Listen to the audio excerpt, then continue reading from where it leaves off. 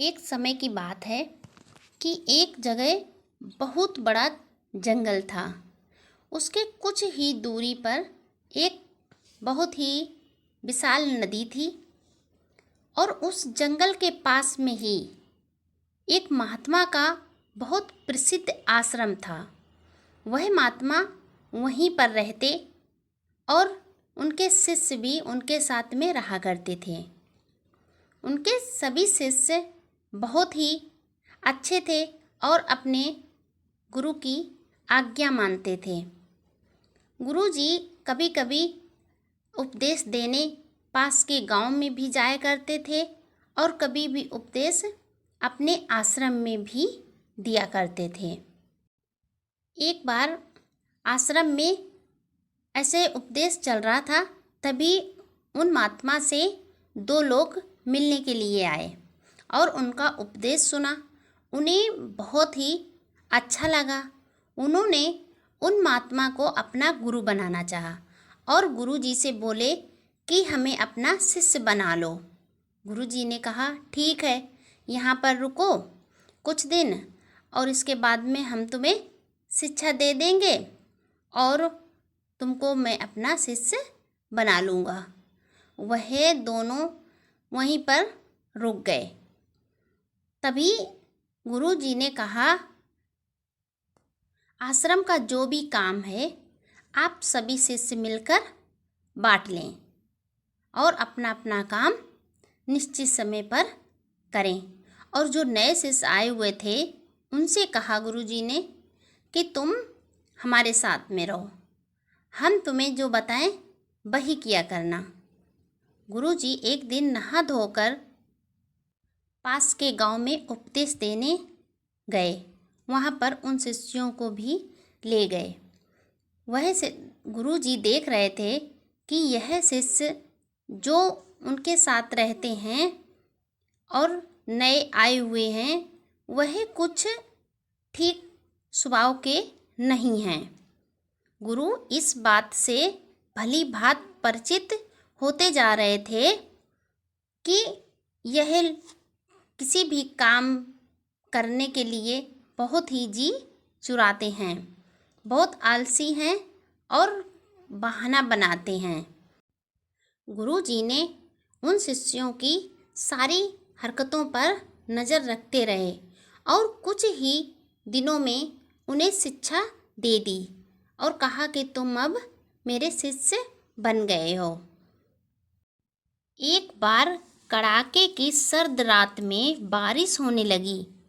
बाहर बंधी गाय के रम्हाने की आवाज़ सुनकर गुरुजी ने शिष्यों को कहा कि गाय को अंदर ले आओ।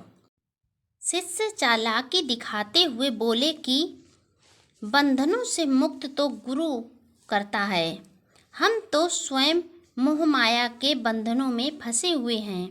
गुरुजी शांत रहे और बाहर बंधी गाय को खोलकर अंदर ले आए।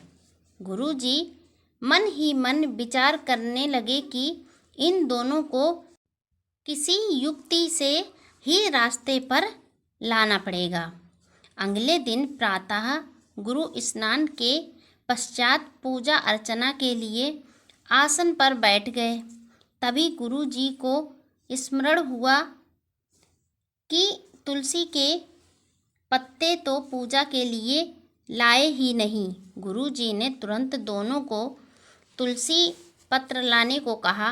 बाहर कड़ाके की सर्दी पड़ रही थी और तुलसी का पौधा गुरु जी की कुटिया से कुछ दूरी पर था। दोनों ही शिष्य बाहर जाना नहीं चाहते थे, इसीलिए एक बोला कि गुरु जी, मैं नहीं जानता कि तुलसी का पौधा कैसा दिखता है।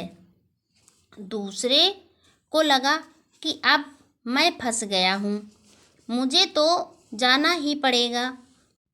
इसीलिए उसने पहले ही बोलना शुरू किया कि अरे मूर्ख, इतने बड़े हो गए हो, तुम तुलसी का पौधा नहीं पहचानते।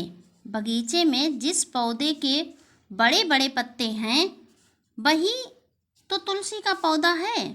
गुरुजी शांत भाव से बोले कि तुम भी नहीं जानते कि तुलसी का पौधा कौन सा है।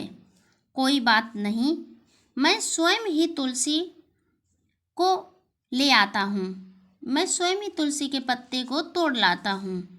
लेकिन मैं एक नियम का पालन करता हूँ कि अगर एक बार पूजा के लिए आसन पर बैठ गया तो फिर नहीं उठता। इसीलिए तुम दोनों ऐसा करो कि मुझे आसन सहित उठाकर बगीचे में ले जाओ, मैं स्वयं तुलसी के पत्ते ले आऊँगा। वह दोनों शिष्यों पर अपनी ही चतुराई भारी पड़ी, लेकिन अब गुरुजी को यह तो बोल नहीं सकते थे कि हम दोनों झूठ बोल रहे हैं। दोनों ने आसन सहित गुरुजी को उठाया और बगीचे में पहुंच गए। गुरुजी ने तुलसी पत्ते तोड़े और बड़े प्यार से उनको बताया कि यह तुलसी का पौधा है। दोनों शिष्य अब गुरुजी को वापस कुटिया में ले आए। उधर गुरुजी मन ही मन मुस्कुरा रहे थे कि तुम अगर चतुर हो तो मैं भी तुम्हारा गुरु हूँ। वह गुरु ही क्या जो अपने शिष्यों के स्वभाव अनुसार उनको सबक न सिखा सके। गुरुजी ने अपनी पूजा संपन्न की और अपने शिष्यों के साथ पास के गांव में उपदेश देने के लिए जाने लगे। मार्ग में एक नदी पार करनी थी। उस समय नदी के पानी का स्तर बहुत ऊंचा था। गुरुजी ने अपने शिष्य से कहा कि तुम मेरा हाथ पकड़ लो, लेकिन उन शिष्यों ने अनसुना कर दिया। गुरु के कई बार कहने पर भी शिष्य ने हाथ नहीं पकड़ा। गुरुजी ने खींचकर उसका हाथ पकड़ा और अपने साथ साथ सुरक्षित नदी के उस पार ले गए। नदी के उस पार पहुंचकर गुरु डांटते हुए बोले कि तुमने मेरा हाथ क्यों नहीं पकड़ा? मैंने तुमसे इतनी बार कहा कि मेरा हाथ पकड़ लो, तुमने मेरी बात क्यों नहीं सुनी, क्यों अनसुनी कर दी? शिष्य भावुक होते हुए बोले कि गुरुजी, मुझे डर था कि अगर मैं हाथ पकड़ा तो वो छूट सकता है, लेकिन जब आपने मेरा हाथ पकड़ा तो मुझे विश्वास था कि चाहे कुछ भी हो जाए, आप मुझे सुरक्षित उस पार ले जाएंगे। बस यही कारण था कि मैंने आपका हाथ नहीं पकड़ा। मैंने सुना कि शिष्य से गलतियां हो सकती हैं, पर गुरु कभी भी गलती से भी अपने शिष्य को कष्ट नहीं पहुंचा सकते, ना कष्ट में देख सकते हैं। अगर गुरु एक बार अपने शिष्य का हाथ पकड़ ले तो वे कभी नहीं छोड़ते। वीडियो अच्छी लगे तो लाइक शेयर कमेंट ज़रूर करें।